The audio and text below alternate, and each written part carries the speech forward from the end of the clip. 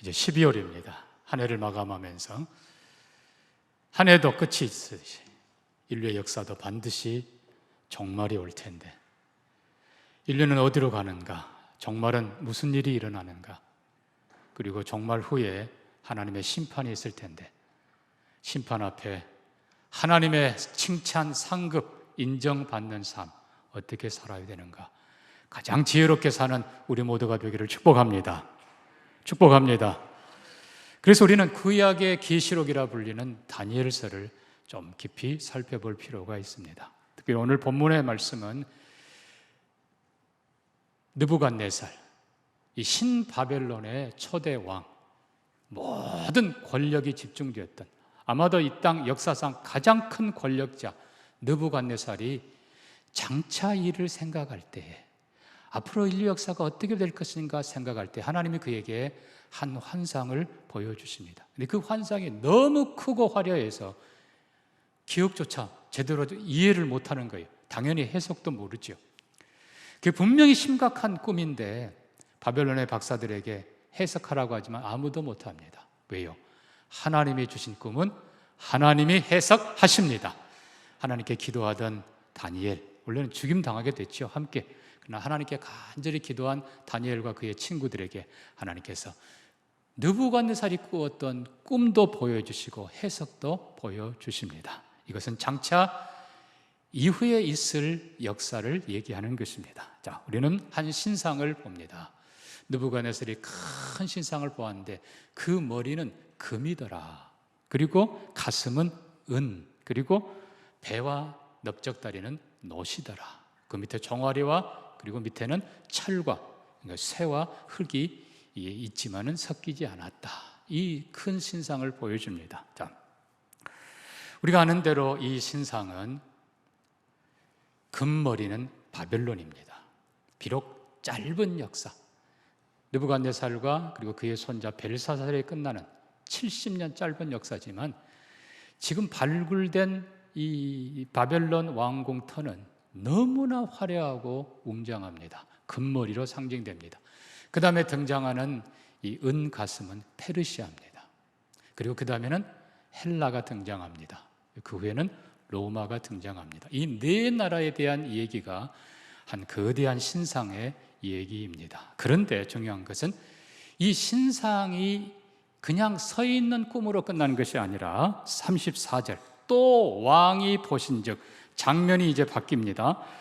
손대지 아니한 돌이 나와서 신상의 쇠 진흙에 발을 쳐서 무너뜨리니까 신상이 무너져서 위에 있는 금머리까지 완전히 다 부서져 내리고 가루가 되어서 바람에 날려갑니다. 그리고 나서 35절, 우상을 친 돌은 태산을 이루어 온 세계에 가득하였나이다.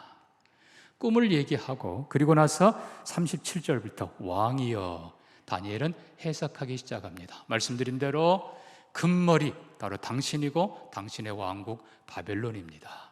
당신 나라 이후에 당신보다 조금 못한 나라가 등장할 겁니다. 그게 페르시아입니다. 그리고 그 후에 또 한 나라가 등장합니다. 훨씬 더 조금 더 길 겁니다. 그 나라는 바로 헬라 나라입니다. 이 헬라에 여러분 잘 아신 대로 알렉산더 대왕은 33살에 빨리 요절하지만 그의 부하 넷이 그의 점령한 왕터를 나눠 가지면서 한 300년을 유지합니다. 그 후에 쇠처럼 강한 한 나라가 등장합니다. 그 나라가 모든 것을 부서뜨릴 그때에, 자, 성경은 다니엘은 계속 말합니다. 이 44절에 여러 왕들의 시대에 하늘의 하나님이 한 나라를 세우신다. 그러니까 지금껏 네 나라, 바벨론, 그리고 페르시아, 헬라, 로마가 등장하지만 이와 전혀 다른 또 한 나라가 이 땅에 등장합니다. 그 나라는 한 돌로 시작하지만 오히려 이 돌이 모든 신상, 모든 나라들을 깨뜨리고 마침내 그 돌은 점점 커져서 태산을 이룰 것입니다. 이 돌이 바로 44절 이하에 이 여러 왕들의 시대에 하늘의 하나님이 한 나라를 세우시리니 이것은 영원히 멸망하지 않고 그 국권이 다른 백성에 돌아가지도 아니할 것이요 도리어 모든 나라를 쳐서 멸망시키고 영원히 설 것이라. 이것이 느부갓네살이 꾸었던 꿈의 얘기고 하나님께서 다니엘을 통해 해석한 내용입니다. 자, 우리는 여기서 중요한 걸 봅니다. 인류의 역사는 우리는 두 가지를 봅니다. 하나는 인류의 역사가 나라들의 얘기, 왕들의 얘기가 아니라는 것입니다.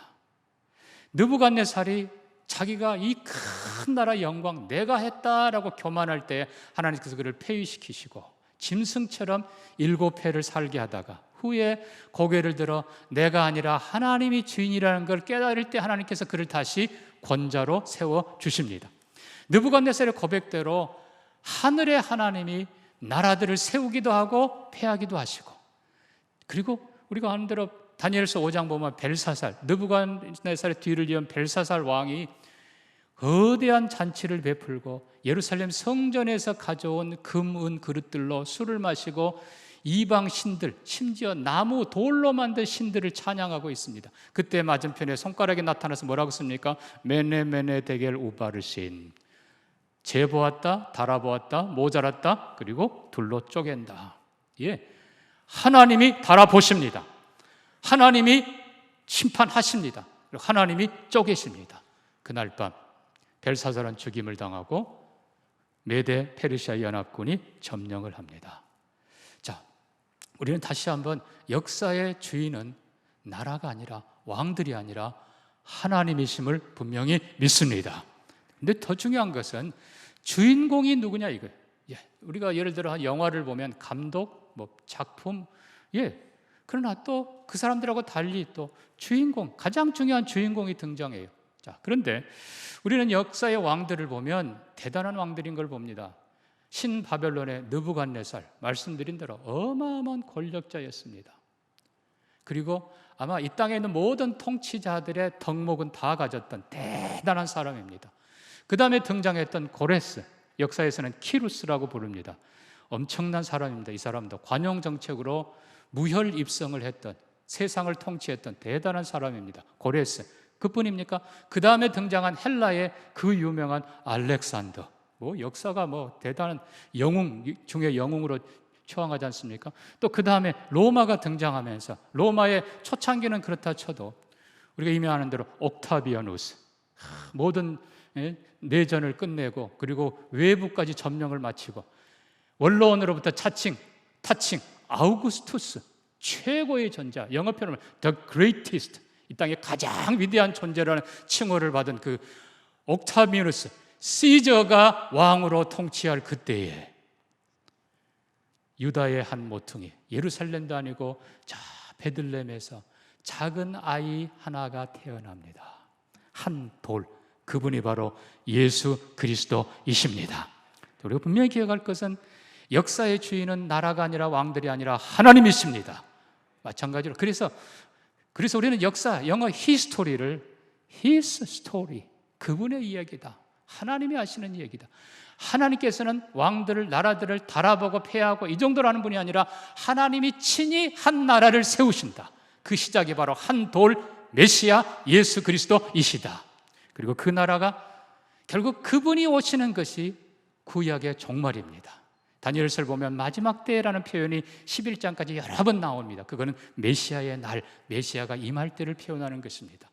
구약의 선지자 입장에서는 메시아가 오는 그 초림이 마지막 때입니다. 그 마지막 때를 향해서 지금 인류 역사가 말씀드린 대로 각 나라들이, 바벨론이, 페르시아가, 헬라가, 로마가 등장하는 것입니다. 특별히 예수님이 언제 오시는가 좀 더 구체적으로 다니엘서 9장 11장에서는 펼쳐 보입니다. 그래서 그 안에 다음에 또 말씀드리겠습니다마는 너무나 분명한 역사의 얘기들이 쭉 펼쳐지는데, 다시 얘기합니다. 역사의 주인은 나라들이 아니라 왕들이 아니라 하나님이시고 그 주인공은 예수 그리스도이십니다. 자, 이 다니엘서 3장을 보면 느부갓네살 왕이 거대한 신상을 세웁니다. 물론 역사가들은, 성경 연구가들은 바로 2장 바로가 아니라 상당한 기한이 지난 후다라고 봅니다. 어쨌든 결론은 다니엘서 3장에 보면 느부갓네살 왕이 거대한 금신상을 세우는데 자그마치 그 높이가 60규빗, 한 규빗은 손가락 끝에서 여기인데 저쪽 사람들이 유난히 더 커요. 그래서 거의 50cm 가깝습니다.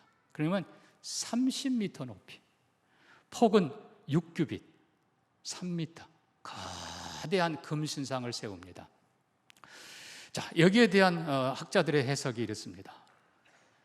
느부갓네살 왕은 자신과 자신의 나라가 영원하기를 원했다. 그래서 금머리가 난데 그냥 온 몸을 금으로 칠해서 자신의 영광, 바벨론의 부귀, 바벨론이 영원하기를 바라면서 금신상을 세웠다. 이게 첫 번째 해석입니다.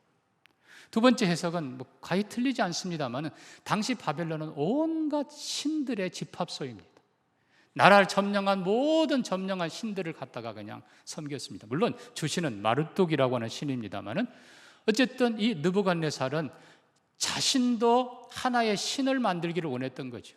그래서 이게 인간의 모형인 건 사실이지만 보통 인간의 모형은 높이와 그리고 폭이 많아야 7:1, 8:1에 불과합니다. 근데 10:1이라는 것은 그보다 더 크고 영화롭다는 신의 표현이라는 것입니다. 자, 어쨌든 앞에 해석도 두 번째 해석도 틀린 건 아닙니다만 어쨌든 결론은 느부갓네살이 신상을 만들었건 아니면 자기를 상징하건 간에 그 신을 만들고 절하라. 천하의 모든 귀관 높은 사람들 다 불러다가 절하라. 이게 느부갓네살이었습니다. 무슨 얘기입니까? 자기가 역사의 주인이라는 것이죠. 그러나 하나님께서는 느부갓네살을 책망하십니다. 내 부귀, 내 영광, 내 지혜로 세웠다 할 때 하나님께서 그를 권좌에서 쫓아내시고 7년 동안 들짐승처럼 살게 하시고 그 후에 그가 겸손히 머리를 들었을 때 하나님께서 그에게 지혜와 총명을 주시고 권좌를 회복하게 하시고 이 세상 모든 나라가 하나님이, 하늘의 하나님이 세우기도 하고 폐하기도 한다는 것을 고백하게 하십니다. 사랑하는 성도 여러분, 여기서 우리가 중요한 교훈을 분명히 합시다. 느부갓네살도 그랬지만 알렉산더도 그랬고요. 내 앞에 무릎 꿇어라. 고레스는 그런 기록이 거의 없습니다만 알렉산더 그리고 이어서 여러분 알다시피 로마의 황제들이 자칭 신이라 하고 수많은 사람들을 자기 앞에 신처럼 경배하게 했습니다. 네로가 그랬고요. 도미티안이 그랬고 아예 이 카라얀 이 사람은 그냥 잔인하게 자기를 살아있는 신으로 숭배하게 만들었습니다. 마지막 시대 우리는 어떻게 살 것인가? 하나님이 하늘과 땅에 그리고 모든 역사의 주인이시다. 분명한 고백으로 살 수 있기를 바랍니다. 그리고 그 주인공은 왕들이 아니라 예수 그리스도이십니다. 그 왕들은 아무리 찬란하게 살았다 해도 다 사라지고 없습니다. 그 나라 사라지고 없습니다. 그러나 예수 그리스도는 영원히 살아 계십니다. 그리고 그의 나라는 점점 더 커져서 태산을 이루고 온 세상 모든 나라가 예수 그리스도가 다스리는 나라가 될 것입니다. 그 메시아의 초림이 구약의 역사라면 메시아가 다시 오신다. 그리고 그분의 나라가 복음이 온 세상에 전파되고 온 세상을 점령하고 그분이 다시 오신다. 이것이 우리 신약의 성도들의 신앙 고백입니다. 사랑하는 성도 여러분, 왕들이 역사의 주인이 아닌 것처럼, 주인공이 아닌 것처럼 우리 자신들도 주인공이 아니라는 사실을 분명히 고백해야 됩니다. 우리의 신앙을 한번 돌이켜보기를 원합니다. 여러분, 무엇을 위해서 기도하고 무엇을 위해서 일하고 무엇을 위해서 삽니까? 나더러 주여 주여 하는 자마다 다 천국에 들어올 것이 아니요 내 아버지의 뜻대로 행하는 자라야 들어오리라. 사람들이 말합니다. 그날에 주님, 내가 주님 이름으로 이것도 행하고 저것도 행하고 내가 주님 섬긴다고 이렇게 했는데요. 그때 주님이 말씀합니다. 나는 너를 알지 못한다. 불법을 행하는 자들아 나를 떠나가라. 여러분, 신앙의 본질을 분명히 하십시다. 신앙의 본질은 내 잘되라고 하는 것이 아닙니다. 내 영광, 내 뜻, 미안하지만 철저히 내려놓아야 됩니다. 예수 그리스도만이 우리의 주인이십니다. 결론을 얘기하면요, 나를 위해 기도하고 내 자식 잘되라고 기도하고 전부 다 나만 위해서 기도하고 나만 위해서 살았던 모든 것은 마지막 주님 앞에서 그게 나를 위한 것이냐? 너를 위한 것이었지 않느냐? 너는 나와 아무 상관이 없다. 그러면 끝이에요. 우리가 무엇을 얼만큼 잘하느냐 많이 하느냐 보다도 언제나 예수 그리스도와 그의 나라를 위하여 목적을 확실하게 하고 그분을 섬기는 삶을 살기를 바랍니다. 그리고 우리가 찬양하는 대로 하나님의 꿈이 우리의 비전이 돼야 돼요. 하나님이 원하시는 걸 우리가 같이 바라봐야지. 그래야 하나님을 아버지라 부르며 하나님을 부를 자격이 있죠. 예수님의 성품이 우리의 인격이 돼야 돼요. 예수 닮아야 돼요. 성령님의 권능이 내 능력이 되어서 우리 사는 동안 주의 예수 그리스도와 그의 나라를 위하여 수고하고 애쓰고 기도하고 섬긴 자들은 그 섬김이 결코 헛되지 않고 다니엘서 끝장 말씀처럼 하늘의 별과 같이 빛나리라. 사랑하는 성도들, 우리의 신앙을 다시 한번 점검하면서 이 모든 역사와 우주 만물의 주인은 하나님이시다. 그 주인공은 예수 그리스도이시다. 내가 아니라는 걸 확실히 하는 귀한 시간 되기를 바랍니다. 두 번째로 우리는 다니엘서를 통해서 하나님께서 70년 만에 이스라엘을 회복시키는 모습을 봅니다. 이미 예레미야를 통해서 몇 번이나 바벨론의 포로를 보내면서 너희의 죄악이 속하고 70년 후에 내가 너희를 다시 돌아오게 하리라. 예, 다니엘은 예레미야 책을 통해서 깨달았습니다. 그리고 갑자기 그 강대하던 바벨론이 벨사살 왕 이미 말씀드린 대로 잔칫날 무너지는 것을 보았습니다. 상상도 할 수 없는 일이 일어났습니다. 그때가 BC 539년입니다. 자, 다니엘 자신이 바벨론의 1차 포로로 끌려온 사람입니다. BC 605년입니다. 70년을 여러분 거기서 빼면 어떻게 됩니까? 535년. 바벨론이 무너졌을 때가 539년. 딱 4년 남았습니다. 다니엘이 깜짝 놀랍니다. 아마도 다니엘은 새로 등장한 나라의 다리오 왕이 너무나 좋은 왕이어서 62세지만 그분이 뭔가 해주기를 기대했을 수도 있습니다. 왜냐하면 여러분이 다니엘서 6장 보면 다니엘이 사자굴에 들어갈 때 왕이 속아서 당했지만은 안타까워서 밤새도록 고민하고 다니엘아 하나님이 너를 지켜주시리라. 좋은 왕이었어요. 그러나 안타깝게도 다리오 왕이 2년 만에 요절합니다. 그리고 그의 사위 고레스가 등극합니다. 더 놀라운 일은 고레스의 첫 반포령이 이 땅의 모든 백성은 자유를 선언한다. 더 이상 노예가 없이 자유를 선언합니다. 더욱 놀라운 것은 너희 중에 유다인들은 너희 본토로 돌아가 예루살렘의 성전을 재건하라. 그리고 하늘의 하나님께 왕과 왕자들을 위해 기도하라. 느부갓네살 왕이 빼앗아왔던 모든 것들을 다시 돌려주면서 성전을 건축하게 합니다. 여러분, 결국 이때가 537년입니다. BC. 2년 남았죠. 총독 스룹바벨 그리고 대제사장 여호수아가 백성들을 모아 4만 5천여 명의 백성들과 함께 먼 길을 떠납니다. 예루살렘에 돌아와 그들이 잠깐 임시 막사를 정리해 놓고 그리고 성전의 기초를 놓을 그때가 정확하게 BC 535년 70년 만에 그들이 거기로 돌아왔습니다. 더욱 놀라운 것은 성전 재건, 성전이 완전 파괴됐을 때가 3차 포로 때입니다. BC 586년이었습니다. 자, 이제 성전이 재건됐습니다만 너무 힘이 없어요. 방해자들이 많습니다. 고레스 왕이 죽고 중단됐다가 다행히 또 다음 새로운 왕이 등장해 허락을 받아 성전을 재건합니다. 그리고 성전을 재건해서 그들이 봉헌 예배를 드릴 때가 516년. BC 586년 정확하게 70년 후에 516년 그들은 성전을 봉헌하며 하나님께 예배를 올려드립니다. 여러분, 하나님의 약속은 그대로 이루어집니다. 하나님은 신실하신 분이십니다.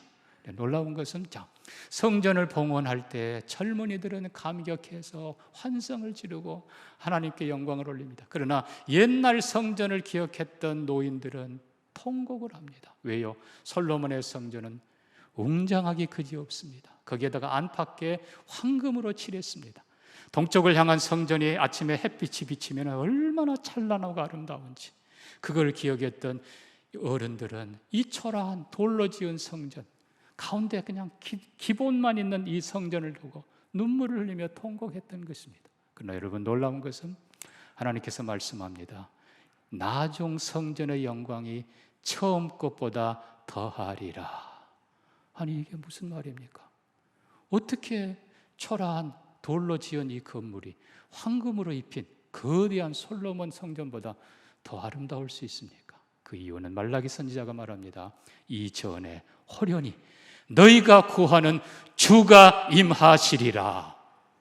여러분, 사실 이 스룹바벨의 성전 외관을 넓힌 것이 헤롯 성전입니다. 안에 건 똑같아요. 옛것은 사라졌지만 새로 재건한 그 성전에 메시아가 임하십니다. 여러분, 말라기서를 보면 메시아, 그가 임하는 날 누가 당하랴? 그는 잿물로 옷을 희게함같이 성전을 깨끗하게 하실 것이라. 그렇습니다. 예수 그리스도는 성전에 오셔서 채찍을 만들어 모든 더럽고 악한 것들을 쫓아내시고 성전을 정결하게 하십니다. 예수 그리스도, 그분이 바로 성전의 주인이십니다. 아니, 예수 그리스도 그분이 바로 참 성전이시고 성전의 모든 제사, 모든 것들을 완성한 구원자, 대제사장이십니다. 그래서 결국 역사를 보면서 하나님이 세울 영원한 나라, 그 나라의 왕 예수 그리스도, 우리는 그 예수가 세상 모든 나라 다 마침내 굴복시키고 만왕의 왕으로 설 것을 믿습니다. 그리고 성전, 우리 예배하는 모든 것 주인 그분이 오셔야 비록 초라해 보이지만 나중 성전의 영광이 이전 솔로몬의 어떤 영광보다 크리라. 이는 너희의 사모하는 주가 거기 임할 것이라. 그렇습니다. 사랑하는 성도 여러분, 성전의 진짜 주인 예수 그리스도가 오셔야 그 성전이 생명이 있고 그 성전이 본질이 살아나고 하나님의 영광의 터가 되는 것입니다. 예수 그리스도가 성전의 주인이십니다. 자, 우리 그러면 예수 그리스도가 누구인가? 오늘 본문에는 34절에 손대지 아니한 돌이라고 표현했습니다. 손대지 아니한 돌, 양면이죠. 사람이 만들 그러지 않았어요. 그냥 손대지 아니한 거예요. 그런데 돌이라는 표현을 썼습니다. 자, 신상의 금, 은, 놋, 쇠에 비하면 약하고 어떻게 보면 초라한 거예요. 또 돌 하나예요. 작은 돌 하나. 그러나 메시아 예수 그리스도, 이사야 표현대로 아기가 이 땅에 오셨지만 그의 어깨에 정사를 메었고 그가 바로 모든 지혜자, 모든 권능자, 그가 바로 영광의 왕, 최후의 승리자이십니다. 근데 또 45절 보면 손대지 아니한 돌이 산에서 나와라고 표현합니다. 산에서 나와. 이사야 25장 28장에 말씀합니다. 내가 귀하고 요긴한 돌을 시온에 두노니. 어떤 얘기는 그것이 거친 돌이 될 것입니다. 메시아 잘못 바라보는. 왜요? 유대인들은 또 당하고 바벨론에 당했더니 이제는 또 페르시아에 좀 숨쉬는가 했더니 이제 또 헬라에 또 로마에. 그래서 유대인들은 자기 나라를 구해줄, 이방 나라들을 다 쫓아내고 자기 나라를 구해줄 왕을 원했습니다. 그걸 메시아라고 기대했어요. 그러나 진짜 다윗의 후손, 예, 맞습니다. 예수 그리스도. 그러나 예수 그리스도는 그들이 기대하는 왕은 아닐지 몰라도 유대인들은 그것 때문에 넘어진 겁니다. 베드로도 그렇게 해석하고 사도 바울도 그렇게 해석합니다. 특히 사도 바울 로마서 11장에 그들이 왜 넘어졌느냐? 시험하는 돌에 걸려 넘어졌습니다. 이 돌은 바로 예수 그리스도시라.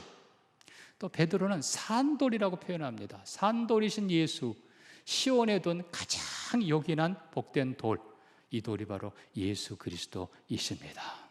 우리가 말씀을 정리하면서 사랑하는 성도 여러분, 결국 이 돌, 사람의 눈에는 초라해 보이지만 그러나 하나님께로부터 온 돌이고, 그리고 산 돌이고, 그리고 이 돌은 금, 은, 보석 이 모든 것들도 오히려 깨뜨리고 영원히 승리할 메시아의 상징이고, 그의 나라가 태산을 이루는 것은 이제 예수 그리스도의 초림, 그분이 오셨고 그리고 그분이 다시 오실 재림의 때에는 온 세상 나라를 점령하고, 요한계시록 15장 11절 말씀대로 이 세상 나라가 주 예수 그리스도가 다스리는 나라가 될 것입니다. 그리고 그때 메시아가 오게 될 것입니다. 사랑하는 성도 여러분, 이제 우리는 어떻게 살아야 됩니까? 다시 한번 역사의 주인은 하나님이십니다. 하나님의 왕들을 다스리시고 나라들을 재어보시고, 마찬가지로 하나님께서 우리를 달아보실 것입니다. 하나님의 저울 때 앞에서, 그리고 하나님 마지막 예수님께서 나 열심히 섬겼는데요, 나 열심히 기도했는데요, 그것이 나를 위한 것이냐? 너를 위한 건, 너 자신을 위한 건 아니었냐? 책망 듣는 사람들이 아니라 메시아와 그의 나라를 위하여, 하나님과 영원한 나라를 위하여 값지게 믿고 일하는 우리가 되기를 바랍니다. 한 걸음 더 나가서 느부갓네살처럼 신상을 만들어 놓고 절하라는 시대가 그때도 있었고 로마 시대도 있었고 지금도 있을 것입니다. 그러나 사랑하는 성도 여러분, 어떤 일이 난다 하더라도 나는 하나님만 섬깁니다. 우상을 거부하고, 당신의 나라 미안하지만 길지 않습니다. 왕이여, 당신의 나라는 기껏해야 70년입니다. 물론 그렇게까지는 말 안 했겠죠. 바벨론 70년 만에 끝납니다. 페르시아 그 영화로운 나라도 200년 만에 끝나요. 헬라도 300년밖에 못 가요. 그러나 영원한 나라가 옵니다. 메시아의 나라입니다. 그래서 하나님, 어떤 시련이 와도 나는 우상 섬기지 않겠습니다. 메시아와 그의 나라를 위해서 믿음으로 살겠습니다. 자, 우리는 다니엘서 3장에서 거대한 신상에게 절하는 걸 거절하고 뜨거운 풀무불 속에 던져진 다니엘의 세 친구를 봅니다. 용사들이 그를 결박해서 그 뜨거운 불 속에 던져내었지만, 그들을 던져넣은 집행관들은 불타 죽었지만, 다니엘의 세 친구들은 불 속을 걷습니다. 느부갓네살 왕이 깜짝 놀라 묻습니다. 우리가 불 속에 던진 사람은 세 사람이 아니었더냐? 내가 보니 네 사람이다. 네 사람이 불 속을 걸어다닌다. 그리고 네 번째 모습은 신들의 아들 같다. 사랑하는 성도 여러분, 마지막 때 우리에게 시련이 분명히 올 것입니다. 대환란, 불시험도 지나게 될 것입니다. 사랑하는 성도 여러분, 속지 마시기 바랍니다. 순복음에서는 잘 믿고 헌금 잘하면 환란을 피한다고 가르치는데 아니에요. 여러분, 요한계시록 다시 보십시오. 흰옷 입은 무리들, 거대한 무리들, 환란을 통과한 사람들입니다. 어떤 시련도 환란도 하나님을 향한 믿음과 예수 그리스도와 영원한 나라를 보면서 이겨내시기를 바랍니다. 그 다니엘의 친구들과 동행하던 네 번째 신들의 아들과 같은 그분, 어떤 분들은 확실히 모른다, 그냥 하나님의 사자다. 그러나 크리소스톰 같은 분은 그분이 바로 메시아다, 예수님이다 라고 얘기합니다. 확실히는 모릅니다. 그러나 분명한 것은 하나님이 도우십니다.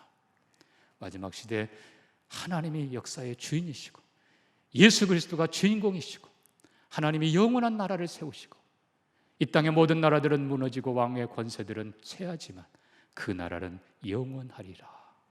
그 나라가 세워지는 것이 마지막이고, 마지막 구약의 성도들은 오실 메시아를 바라보지만 우리는 다시 오실 메시아, 영광의 메시아를 바라봅니다. 그 메시아를 바라보며 어떤 시련도 이겨내가는 사람들에게 주님이 친히 함께 하시고, 보라 내가 세상 끝날까지 너희와 함께 있느니라. 주님의 위로와 주님의 보호와 주님의 평강이 여러분과 함께 하기를 주의 이름으로 축복합니다. 말씀 기억하면서 같이 기도합니다. 사랑하는 성도 여러분, 역사는 하나님의 손에 있습니다. 히스토리는 그분의 이야기예요. His story. 그리고 그분이 세우는 것은 예수 그리스도와 그의 영원한 나라입니다. 그 나라를 믿습니다. 그 나라를 위해서 우리가 살기를 원합니다. 어떤 시련이 와도 이겨내도록 주님 도와주세요. 우리 같이 한번 기도합니다. 하나님 아버지, 천지를 창조하시고 시간을 지으신 하나님이 역사의 주인이심을 믿습니다. 하나님께서 예수 그리스도 안에서 영원한 나라를 세우시는을 또한 믿습니다. 주님 이미 오셨고 이제 다시 오실 것을 믿습니다. 주님 오실 때 그 영광의 나라가 성취될 것을 또한 믿사오며, 어떤 시련이 있어도 하나님만 예배하며 예수 그리스도만 따르는 우리가 되게 해 주옵소서. 예수님 이름으로 기도합니다.